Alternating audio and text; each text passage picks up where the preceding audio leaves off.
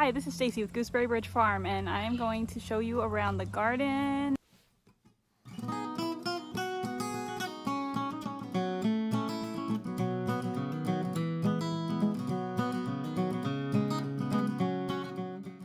It has been 19 days since my last update. That is a long time in the garden in the middle of summer. And this is our basket so far. Squished kale leaf. All right, we are looking at our tomato plants, which we did get some rain since our last update, which was good. Some really good rain, and then it got hot and dry again. But we've got, oh, that's not good. That looks like something is potentially munching on this. That almost looks like bird damage. I don't usually get that. Anyway, we're gonna watch that one. But that is one of the things we're gonna talk about is picking tomatoes. Look at this black beauty plant. There are tomatoes all over this. All right, and this tomato plant here, this is a blue beauty, which it's not looking very blue. You can see a little bit on this one. They usually have a little more color than that, but it's really good. Like this. Really, yes, I'm like that one. It's a blue beauty too. That one's a little extra blue. And I can tell you why. This plant was a lot thicker, has a lot more leaves. There's shading it. This one doesn't. It goes straight up to the sun here.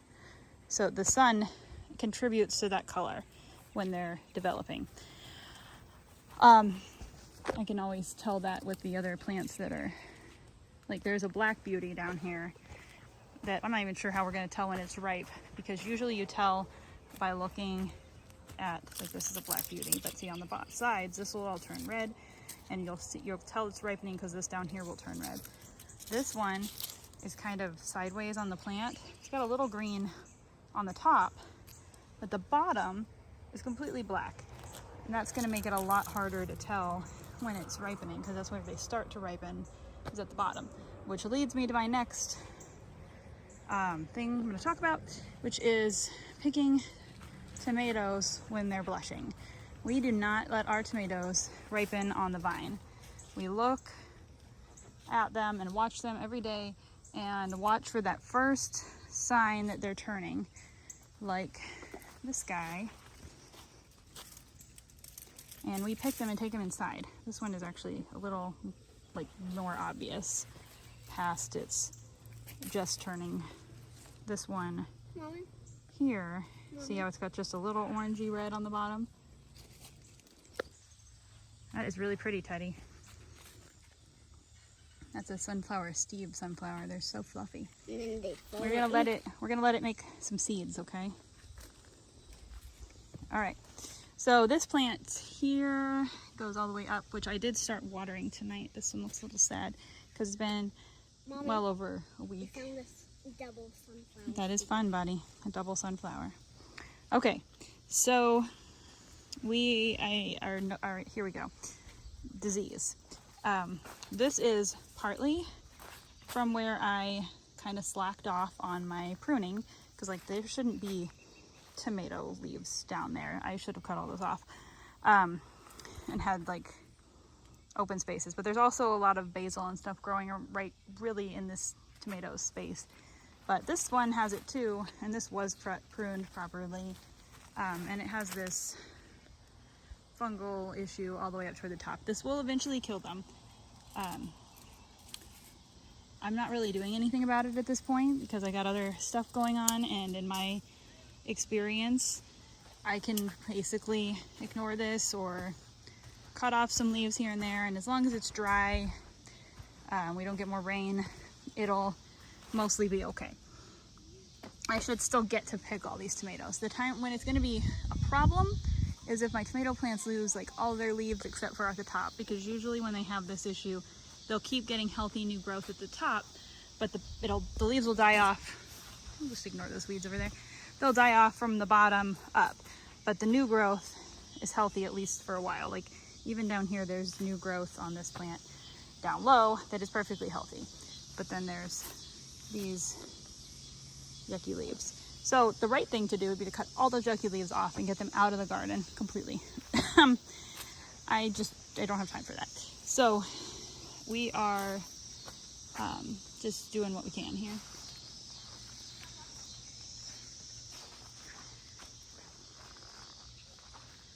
Here's some more of my interplanted basil.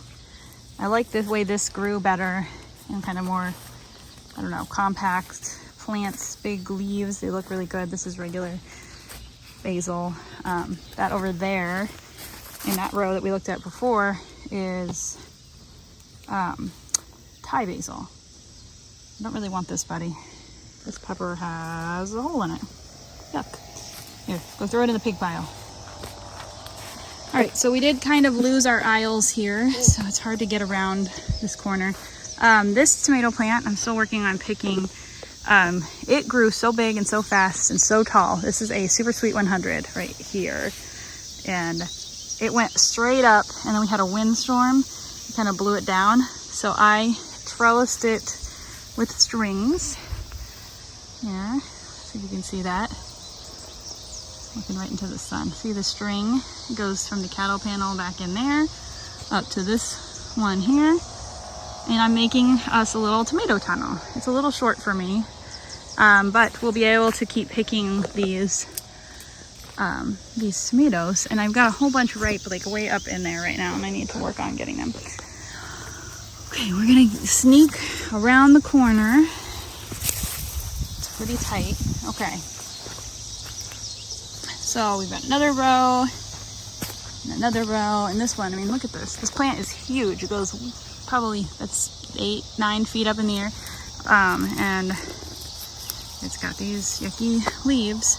Over here, this is just some brandywines. These are gorgeous tomatoes. Now, I don't, is that a pepper plant? Yeah. I don't think I planted that.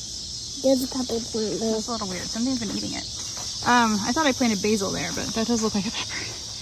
Anyway, big brandywine tomatoes. I was going to show you these because normally when I plant these, their tomatoes, these big guys, are all down in this region.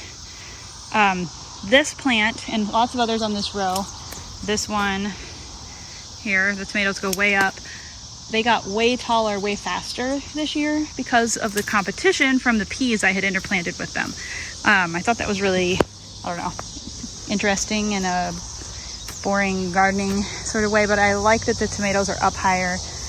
They'll get more shade longer from the leaves that aren't dying, and I don't know. This is another issue I'm having right now. Is like where my trellis is. It's about 6.5, 7 feet up in the air, and this was way up above it and just fell down. That's gonna happen a lot. You can see it right there if the sun wasn't behind it. See where all these are going out, and then they kind of break down when they get too heavy. I might be able to do another ropes across here. I just haven't yet. Teddy, did you check this whole row for tomatoes? No. So this is my row that had the thick peas that were really shading out the tomatoes. And there's just not a lot of fruit on these plants. I'm hoping that they will make it through this really hot part of summer, except for this guy. This one is definitely dead. What kind is this one, Teddy? This one just never grew. It did not have a happy life. It's a mortgage lifter. Yeah, I grow those all the time. I don't know what's wrong with it. I think this is probably the same kind. Nope, this one's a millionaire. And so this one on the other side must be the other mortgage lifter, and it looks great. Of course, it also doesn't look like a mortgage lifter at all. What's the tag on this one say, buddy? Dr. White Cheese Yellow. That is not what that looks like. See these little clusters of small fruits? That is not what a Dr. White Cheese should look like. So that's a little interesting. I thought I had 2 mortgage lifters, but I don't see the other one.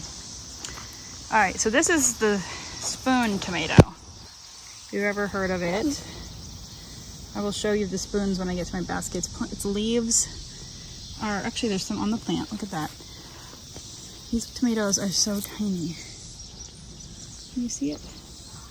They're ripening and they're just super small. Did you find one, Teddy? Yeah, they're so cute and they are so tasty. They're really good. And this plant is huge. It goes all over the place. Did you stop it? I did. All right, do you see any more ripe tomatoes in here? I think we should get some string and put that up there in a couple days. What? Make that one go across. Oh. That one? No, the other one. Oh. The one that's like laying down that I was talking about. Oh. Nope. All right, here's my other spoon tomato. Let me see if I can get back here. I'll zoom out. This entire thing, and it goes between the trellises. It's just massive. And then this is a bean plant growing in the middle of it. It's just so big. It's like just weird that this plant that makes these super tiny tomatoes gets so big. But they're really good. If you like cherry tomatoes, you should definitely try to grow spoon tomatoes. So, wow, it's blurry. We have a lot of other stuff going on in this tunnel.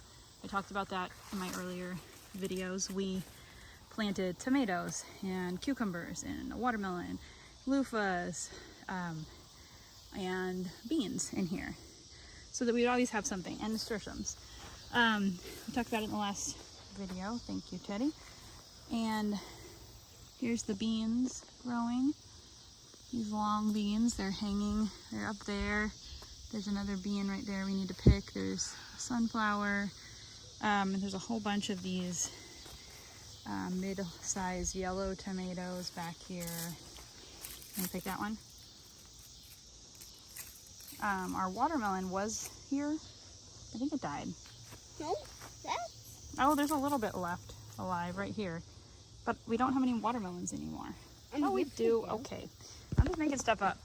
There it is. There's our baby watermelon. It's so cute. It's like the size of this little tomato. I don't know if it's growing anymore. But we did have 3 watermelons, and one of them is gone at least.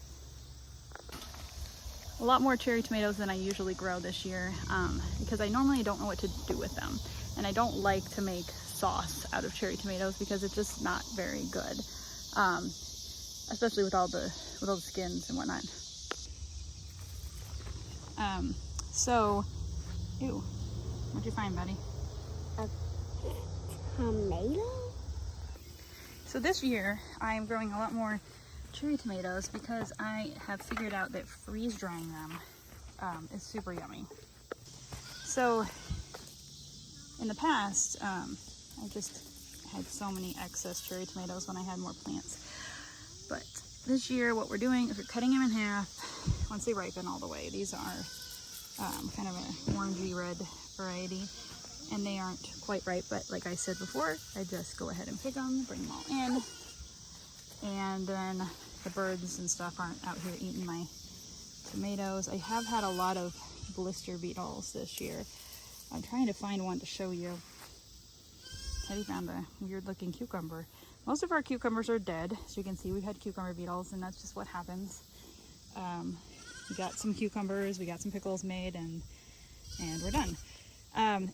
So the blister beetles, I haven't had problems with them in a few years, and they don't like rain. So when it rains, they kind of go away. I don't really understand it, where they go. But this black on this branch, which I'm really trying to focus on, right here, is blister beetle poop. It's all on that. The blister beetles we have are gray. They do come in other colors. There's some more of their evidence here. So when you see that, you look above that spot. And I don't see any of the beetles, but if I do, I'll get a video. But the blister beetles do horrible things to your plants. And they really like, oh, there's something scratching my back. They like tomatoes and green beans and lots of different herbs. And the blister beetles also, they're called blister beetles because you can't touch them or you will get blisters. there's probably a bunch of beans in here, and there were blister beetles all over the beans, which they didn't really do any major damage. As you can see, the bean plants look fine, but my kids didn't want to pick them, and I didn't pick them, and here we are with 2 big beans. And some of these plants are trying to make more, which they're really not supposed to do, but these varieties are supposed to be kind of one and done, but it looks like they're trying to have a second round of beans. Look, they're blooming, Teddy. But it is so hot right now that the chances of these making normal shaped beans is slim. Plus, we've got some pest pressure in here. These little, something's taking bites out of them, and there's caterpillars. And most of the beans in here just look giant. There's caterpillars that have been taking bites out of the beans. Anyway, that one looks really good. If I can find more like that. We can't focus on. This is how hot. It's 92, and it's evening and it's shady. Anyway, we are planning to put in new fall beans soon, which is part of why I just don't want to screw with these. I'm not sure what I'm going to do next year. I feel weird not planting this many beans in the spring, like early May, because like I want to have 2 chances to have beans, and planting them in the middle of summer is not really an option because it's too hot for them to make beans. So spring and fall is pretty much it, and spring sometimes fails because it's too hot, and what if I count on fall and then that fails? So I got to do both. And we didn't get enough beans this year, and not for lack of beans and lack of planting, but for lack of picking. Got to show you guys some of my peppers out here. Look at this. This is one plant, shishito. They're really good. I've started freeze drying them. I can see a ripe one back there. Do you see it? Back in the back. There's a few more plants behind this one, but this is all on one.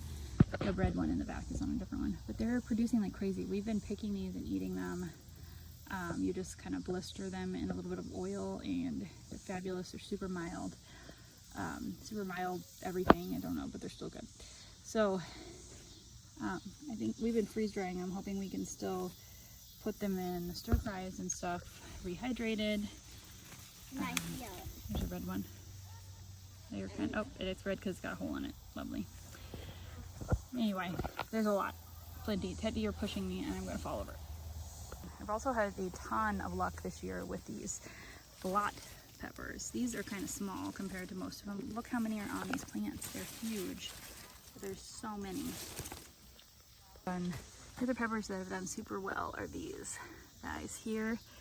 Look at all of these. These ripen to red. Still holding my handful of green peppers or green beans, but they're really good green, but they eventually turn red.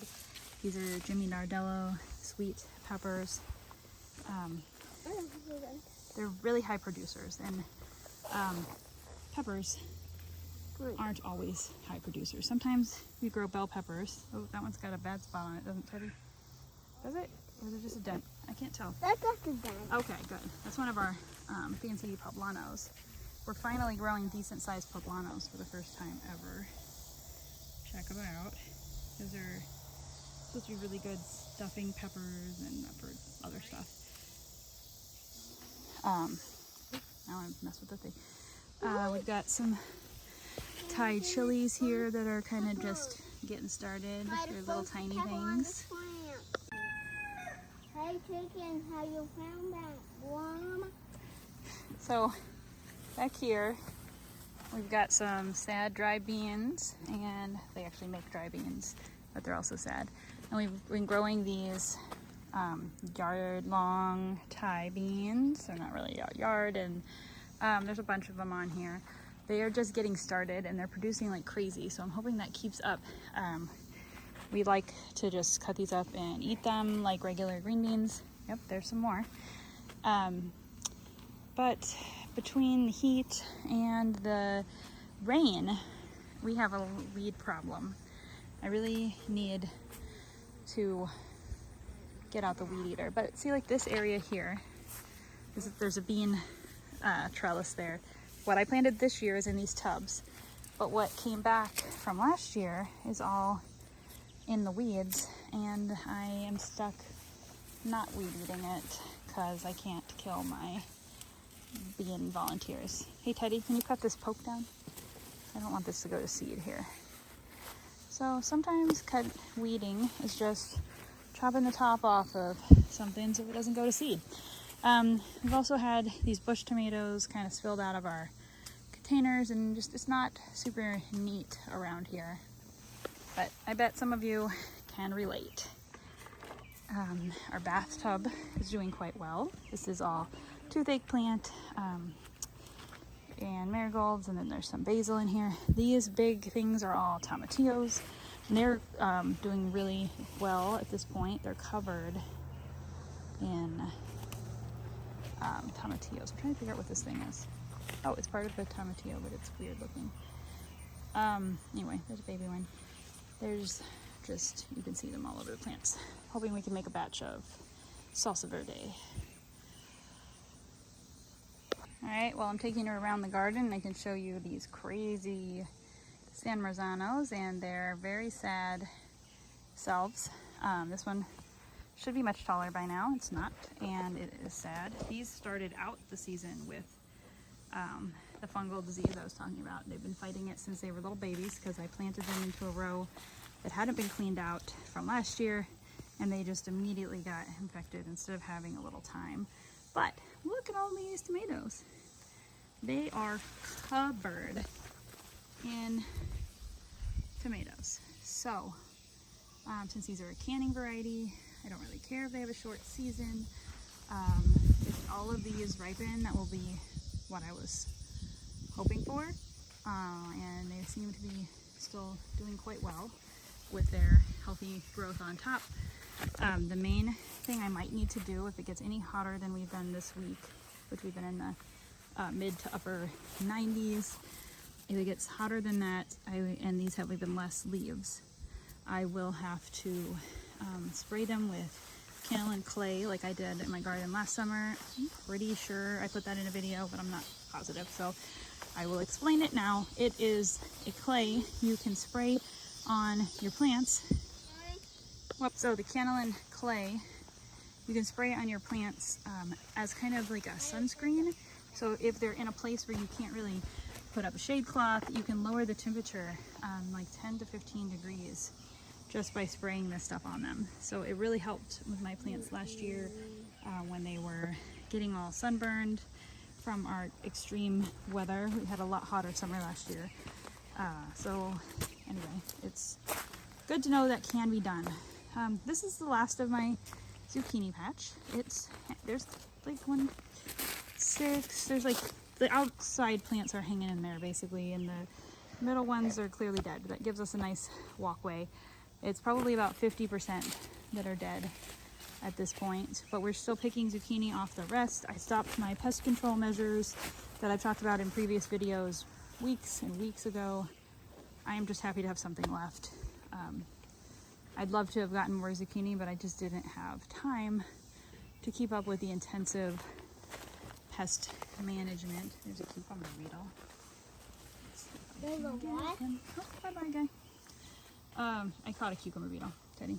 But this here is our okra. It is officially Teddy height.